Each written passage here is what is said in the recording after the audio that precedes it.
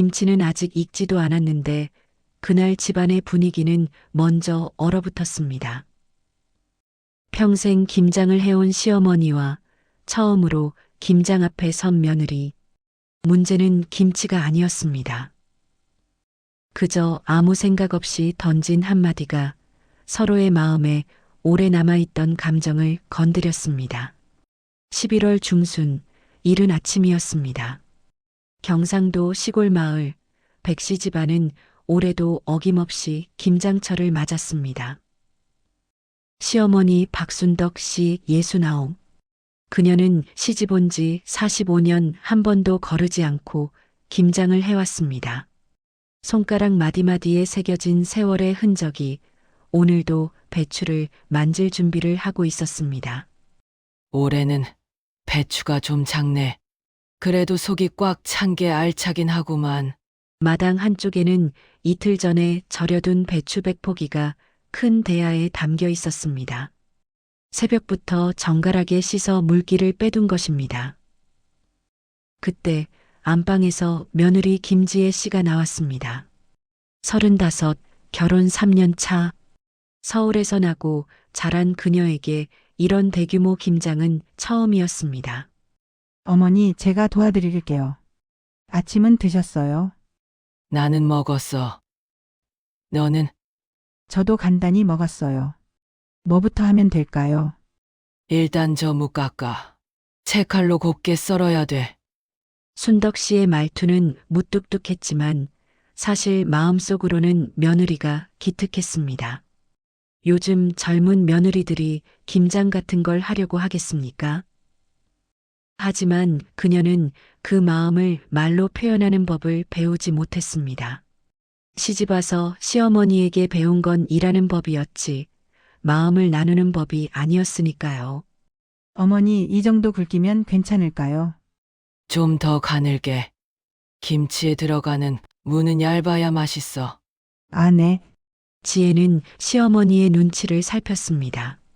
손은 분주하게 움직이지만 마음 한편은 늘 긴장되어 있었습니다. 잘하고 싶었습니다. 인정받고 싶었습니다. 시간이 흘러 오전 9시, 본격적인 양념 만들기가 시작되었습니다. 고춧가루는 이렇게 손으로 주물러야 제맛이 나. 기계로 갈면 맛이 달라. 순덕 씨는 모든 것을 감으로 했습니다. 저울도 계량컵도 필요 없었습니다. 손끝에서 느껴지는 감촉으로, 눈으로 보는 색깔로, 코로 맡는 향으로 모든 것을 판단했습니다. 고춧가루 한 대박. 멸치 액젓 요만큼. 새우젓은 이 정도면 돼. 45년의 경험이 만든 레시피였습니다. 하지만 지혜에게는 너무 막연했습니다. 한 대박이 정확히 얼마지? 요만큼은 또 얼마고? 지혜는 며칠 전 인터넷으로 김장 레시피를 찾아봤습니다. 배추 10포기 기준으로 고춧가루 3kg, 액젓 500ml, 이렇게 정확한 수치로 나와 있었습니다. 어머니, 혹시 대충 계량을 좀 해두면 나중에 편하지 않을까요? 제가 휴대폰으로 본 레시피가 있는데. 레시피. 김장에 무슨 레시피가 있어? 손맛이 있지.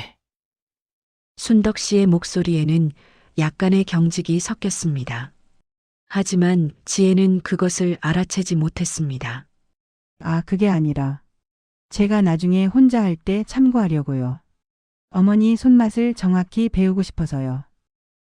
그래. 그럼 나중에 알려줄게. 표면적으로는 평화로웠습니다. 하지만 이미 작은 파문이 일기 시작했습니다. 순덕 씨는 생각했습니다. 레시피라. 요즘 애들은 다 그렇게 하나. 내가 배울 때는 시어머니 하시는 거 보고 눈으로 익히고 몸으로 배웠는데 지혜도 생각했습니다. 계량만 해두면 실수도 안 하고 좋을 텐데. 왜 어르신들은 이런 걸 불편해 하시는 걸까? 세대 차이였습니다.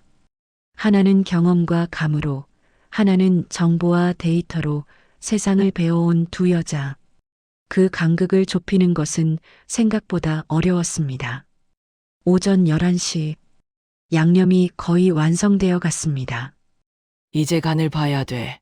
양념을 좀 찍어봐. 맛있는데요. 근데 뭐, 요즘은 조금 덜 짜게 하더라고요. 건강에도 그게 좋다고 하고. 순덕 씨의 손이 멈췄습니다. 그녀는 아무 말 없이 양념을 계속 섞었습니다. 하지만 그 짧은 침묵 속에는 많은 감정이 담겨 있었습니다. 그래. 지혜는 뭔가 잘못 말한 것 같았지만 무엇이 문제인지 정확히 알 수 없었습니다. 그녀는 그저 건강을 생각해서 한 말이었습니다. 어머니 제 말이. 아니야. 내 말이 맞아. 요즘은 다 싱겁게 먹잖아. 순덕 씨는 웃었습니다. 하지만 그 웃음에는 온기가 없었습니다. 지혜는 불안했습니다. 마당을 스치는 바람이 차가웠습니다. 아니, 바람만 차가운 게 아니었습니다. 두 사람 사이의 공기도 조금씩 냉랭해지고 있었습니다. 물 좀 더 가져와. 양념이 너무 퇴직해. 네, 금방 가져올게요. 지혜가 물을 뜨러가는 동안 순덕 씨는 혼자 중얼거렸습니다. 싱겁게 건강에 좋다고. 그럼 내가 평생 해온 김장은 건강에 안 좋았다는 거지. 그녀는 한숨을 쉬었습니다. 며느리를 탓하는 게 아니었습니다. 그저 자신이 해온 모든 것이 시대에 뒤처진 것만 같아서 서러웠습니다. 점심 식사를 간단히 마치고 오후 1시 본격적으로 배추에 양념을 버무리기 시작했습니다. 배추 한 포기씩 가져와. 이렇게 속 사이사이에 양념을 넣는 거야. 순덕 씨의 손길은 능숙했습니다. 배추잎 한 장 한 장 사이에 정성스럽게 양념을 바르는 모습은 마치 예술가의 손길 같았습니다. 와. 어머니 손이 정말 빠르시네요. 이거 40년 넘게 했으니까. 처음에는 나도 서툴렀어. 잠시 대화가 이어졌습니다. 순덕 씨가 입을 열었습니다. 내가 시집 왔을 때도 그랬어. 김장이 이렇게 큰일인 줄 몰랐지. 친정에서는 엄마가 다 하셨거든. 그랬구나. 힘드셨겠어요. 시어머니가 무서웠어. 한 번은 양념을 좀 싱겁게 했다고 혼났지. 며칠 동안 말도 안 걸어주셨어. 지혜는 가만히 듣고 있었습니다. 그때 시어머니가 그러셨어. 김장은 우리 집안의 맛이다. 내가 마음대로 바꾸면 안 된다. 그 말을 듣고 많이 울었지. 많이 힘드셨겠어요. 근데 지금 생각해보면 시어머니 마음도 이해가 가. 평생 해온 방식이 부정당하는 것 같았을 거야. 순간 지혜의 가슴이 철렁했습니다. 아까 자신이 한 말이 떠올랐기 때문입니다. 요즘은 조금 덜 짜게 하더라고요. 내가 그런 말을 했지. 하지만 순덕 씨는 계속 말을 이었습니다. 그래도 나는 그렇게 안 하려고 했어. 며느리가 오면 며느리 방식도 존중해주고 싶었지. 세상이 바뀌었으니까. 순덕 씨의 목소리에는 진심이 담겨 있었습니다. 하지만 동시에 그 진심 뒤에 숨겨진 또 다른 감정도 있었습니다. 그런데도 왜 이렇게 서운할까? 내가 해온 방식을 인정받고 싶은 건가? 아니면 그냥 나이가 들어서 그런 건가? 오후 3시 김장은 한창이었습니다.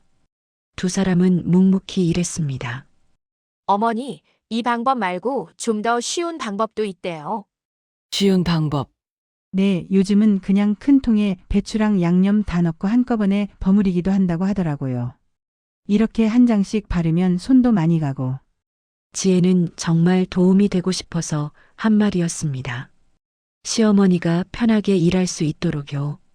그게 훨씬 빠르고 간편하다고 해서 어머니도 그렇게 해보시는 게 어떨까 싶어서요. 순덕 씨의 손이 멈췄습니다. 이번에는 완전히 멈췄습니다. 그녀는 천천히 며느리를 바라봤습니다. 그래. 그게 편하겠네. 어머니? 아냐. 내 말이 맞아. 이렇게 하면 손이 많이 가지. 요즘 세상에 이렇게까지 할 필요 없지. 순덕 씨는 웃고 있었습니다. 하지만 그 웃음 속에는 서러움이, 분함이, 허탈함이 섞여 있었습니다. 아니, 제가 그런 뜻으로 한 말이 아니라 됐어. 나 좀 쉬어야겠다. 내가 계속해. 순덕 씨는 마당 한쪽 평상에 앉았습니다. 등을 돌린 채로 지혜는 그 자리에 멍하니 서 있었습니다. 내가 뭘 잘못했지? 그냥 편한 방법을 알려드린 건데. 하지만 순덕 씨에게는 그 말이 다르게 들렸습니다. 손이 많이 간다고. 그럼 내가 평생 쓸데없는 짓을 해온 거네. 이렇게 정성스럽게 한 장 한 장 바른 게 구닥다리 짓이고 다 쓸모없는 거네. 오후 4시 마당에는 침묵만 흘렀습니다. 지혜는 혼자서 배추에 양념을 바르고 있었습니다. 서툰 손길로 시어머니가 해주던 방식 그대로. 하지만 마음은 무거웠습니다. 도와드리려고 한 말인데 왜 어머니가 저렇게 서운해 하시는 걸까? 내가 어머니 방식을 무시한 것처럼 들렸나? 반대편 평상에서 순덕 씨는 하늘을 바라보고 있었습니다. 며느리가 날 무시하는 건 아니겠지. 그냥 요즘 세상 방식을 알려준 거겠지. 그런데도 왜 이렇게 마음이 아플까? 두 사람 모두 상대방을 미워하지 않았습니다. 하지만 서로의 마음을 이해하지 못했습니다. 지혜는 현대적이고 효율적인 방법을 알려준 것 뿐이었습니다. 시어머니가 덜 힘들게 일하기를 바라는 마음이었습니다. 순덕 씨는 그저 자신의 방식이 인정받고 싶었습니다. 평생 이렇게 해왔고 이 방법이 가장 맛있다는 걸 알고 있었으니까요. 하지만 말은 그렇게 전달되지 않았습니다. 지혜의 도움은 순덕 씨에게 부정으로 들렸고 순덕 씨의 침묵은 지혜에게 겁으로 느껴졌습니다. 오후 5시 해가 기울기 시작했습니다. 어머니, 제가 차라도 한 잔 드릴까요? 됐어. 나 괜찮아. 어머니, 제가 아까 말이 아니야. 신경 쓰지 마. 내 잘못 없어. 내 잘못 없어라는 말. 하지만 그 말투에는 하지만 내 마음은 아프다는 뜻이 숨어 있었습니다. 저녁 6시 김장은 거의 끝나갔습니다. 두 사람은 묵묵히 김치를 항아리에 담았습니다. 평소보다 대화가 현저히 줄었습니다. 여기 담으면 되나요? 응, 이 정도 양이면. 그래. 충분해. 단답형 대화만 오갔습니다. 김치보다 무거워진 침묵이 두 사람 사이를 가득 채웠습니다. 지혜는 불안했습니다. 이유를 정확히 알 수 없어서 더 불안했습니다. 내가 뭘 잘못한 거지? 어떻게 풀어야 하지? 말을 걸어야 하나, 그냥 가만히 있어야 하나? 순덕 씨는 복잡한 심정이었습니다. 며느리한테 화낼 일도 아닌데 그냥 내가 예민한 건가? 나이 들어서 그런 건가? 그런데 마음이 이렇게 무거운 걸 어떡하지? 그때였습니다. 시아버지 백철수 씨가 일을 마치고 집에 돌아왔습니다. 오, 김장 다 했네. 올해도 많이 했구만. 응.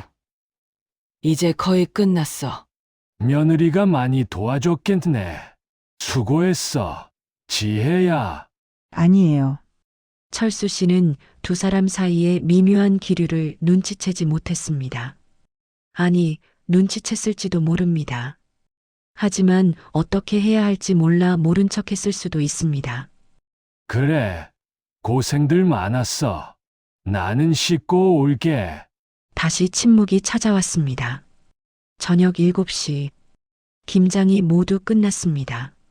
순덕 씨는 마지막 항아리 뚜껑을 덮으며 잠시 멈춰 섰습니다. 김치의 간을 봐야 했습니다. 김장의 마지막 의식이었습니다. 하지만 그녀는 김치간을 보지 않았습니다. 그냥 뚜껑을 덮고 천천히 일어났습니다. 어머니 간은 안 봐보세요. 피곤하니까 내일 봐야겠다. 그리고 그녀는 집 안으로 들어가 버렸습니다. 지혜는 텅 빈 마당에 혼자 남았습니다. 어머니가 간을 안 보시다니. 45년간 단 한 번도 빠뜨린 적 없던 그 의식을 김장이 끝나면 제일 먼저 맛을 보고 흡족한 표정을 짓던 그 순간을 그날 지혜는 몰랐습니다. 자신의 한마디가 이렇게 큰 마음의 문을 닫아버릴 줄은. 김장은 끝나지 않았고 이 집의 이야기도 아직 끝나지 않았습니다. 다음 날 아침 순덕 씨가 김치간을 본 순간 예상치 못한 일이 벌어졌습니다. 그리고 그날 점심 식탁에서 터져나온 한마디는 이 이야기는 다음 편에서 계속됩니다.